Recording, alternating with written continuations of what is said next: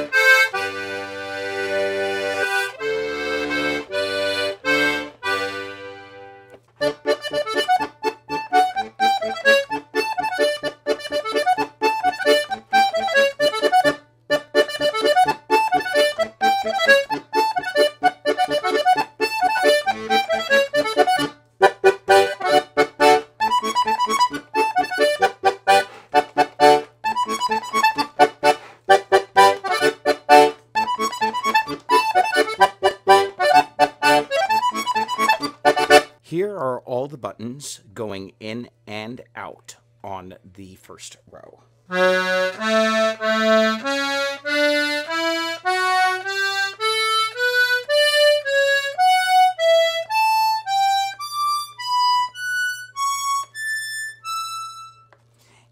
In and out on the second row.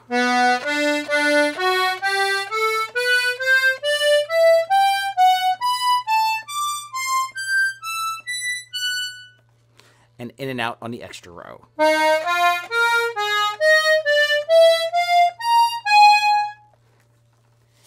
In and out on the left hand.